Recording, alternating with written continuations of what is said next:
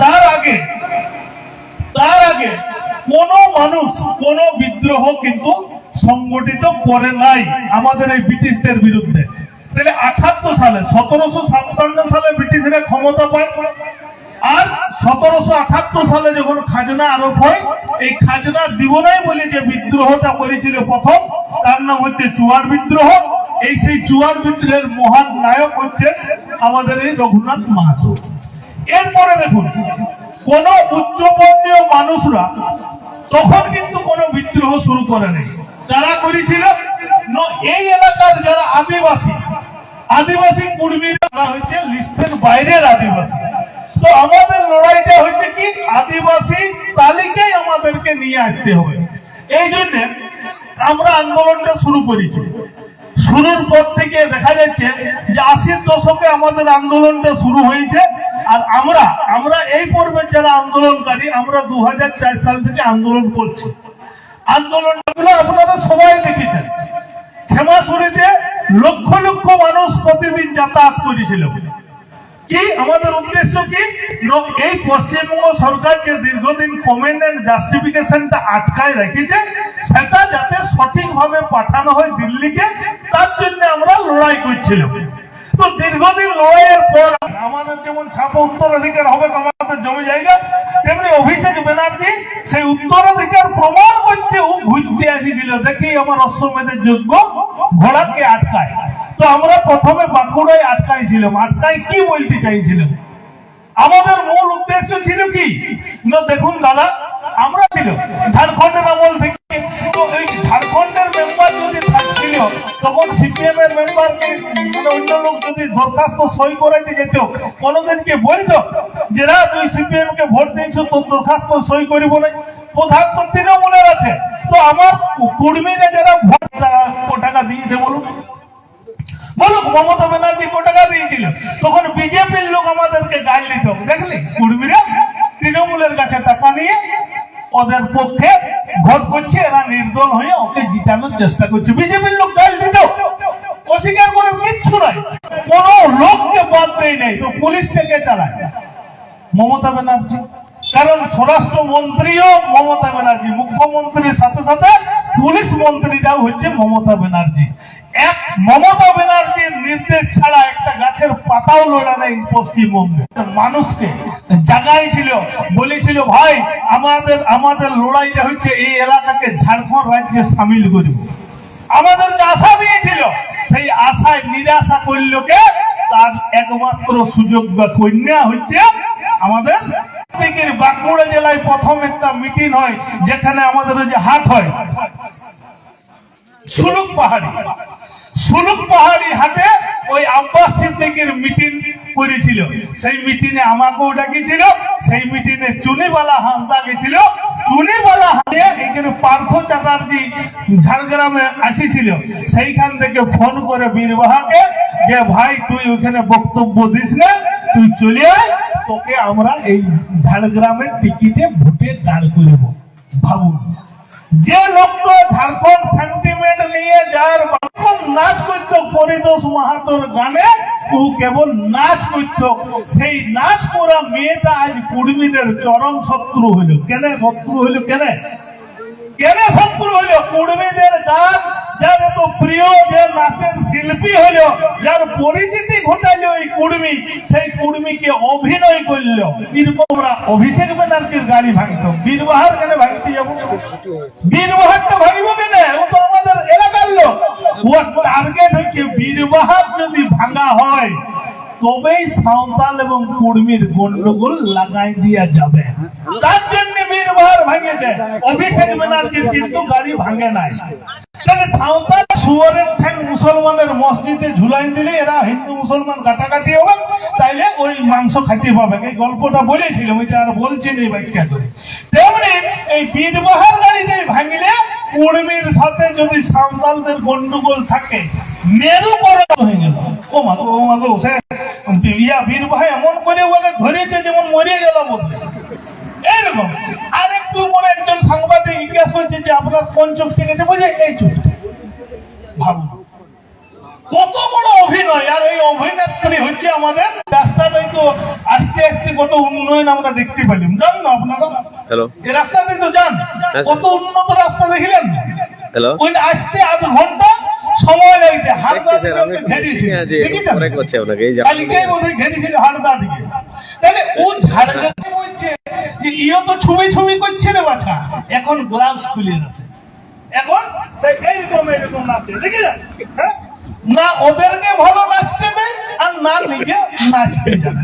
বাংলাদেশ আর পাকিস্তান, মন দিয়ে শুনবেন, যখন বাংলাদেশ আর পাকিস্তান ভাগ হচ্ছে, মানে পাকিস্তান আর বাংলাদেশ একটা দেশ ছিল, সেইখানে যুদ্ধ হয়।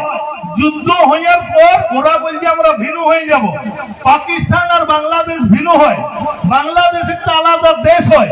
সেই বাংলাদেশ বলল যে, মানে আমাদের ইন্দিরা গান্ধী তখন প্রধানমন্ত্রী, তিনি বললেন যদি বাংলাদেশের লোক যারা হিন্দু আছে তারা যদি ভারতবর্ষে চলে আসে, তাদের যে মানে জাতির ওরা গ্রহণ করবে, সে জাতিই পাবে।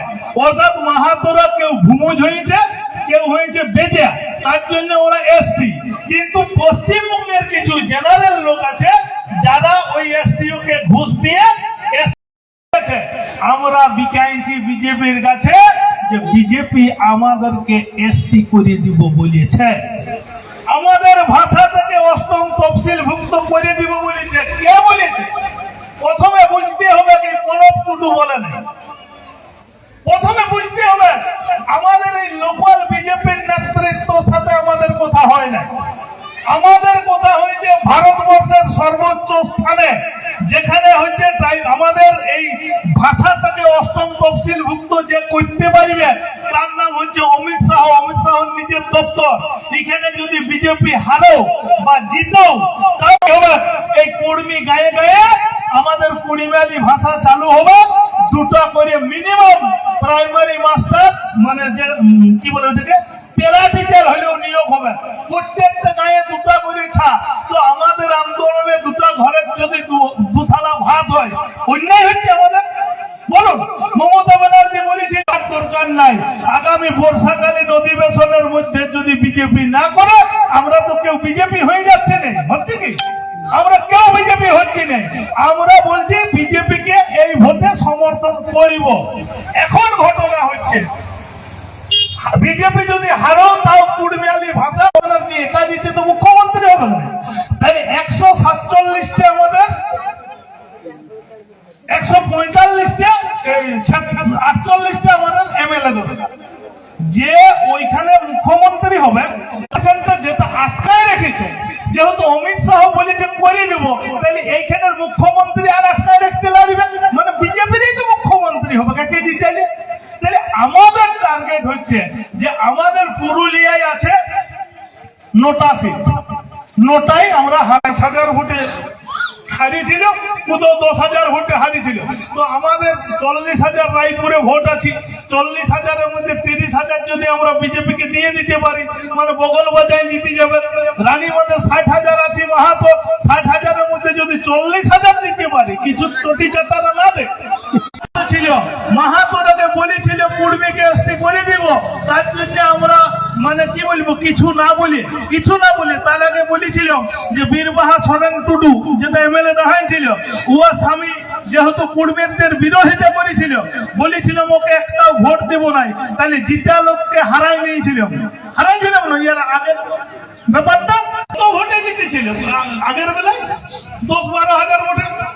তো আপনারা যদি এই মানে জামবনি ব্লক, এই জামবনি ব্লকের সব মাহাতো গুলো, যতগুলো আমাদের 4-5টা অঞ্চলের দমে আছিল মাহাতো, এটা বলে তাও পূর্বে এসটি হবে কেন? আমাদের নরেন্দ্র মোদী, অমিত শাহদের সাথে গল্প হয়েছে, এই ছোটখাটোদের সাথে গল্প করার আমাদের কোনো যুক্তি নাই। কিন্তু জিতাইতে হবে। কেন জিতাইতে হবে না? মুখ্যমন্ত্রীটা পাল্টাইতে হবে, আর মুখ্যমন্ত্রী না পাল্টাইলে এসটি আর হবে না। বুঝতে পারলেন বিষয়টা সবাই? কি কি সুবিধা দেব বলেছে শুনলেন না? কালকে অমিত শাহ বলেছে লক্ষ্মীর ভান্ডার বলছে আমি 3,000 দেব। ভাবুন, এই 1500 দিচ্ছে, 1 মাস দিয়েছে, 1 মাস দিয়েছে, আর এই মাসে ঢুকবে নাকি? লক্ষ্মীর ভান্ডার 1500 এক মাসেই পাইছেন। বেকার মোটরসাইকেল অনেক লোকের আছে। এই 1 লিটার পেট্রোলে 22.5 টাকা মমতা ব্যানার্জিকে দেন, আর নরেন্দ্র মোদীকেও 22.5 টাকা দেন। 1 কেজি যে ঘর ঢালাই করছে লুহাটা 1 কুইন্টাল লুহা যদি কিনেন না ট্যাক্স নেই, আর নরেন্দ্র মোদী 12.5 টাকা, 25 টাকা ট্যাক্স। এই পানীয়টা একটা চকলেট লাতের জন্য কিনে লেগে দিচ্ছেন, ওই একটা চকলেট যেটা 1 টাকা দাম, এটা 20 পয়সা মমতা ব্যানার্জি দেয়।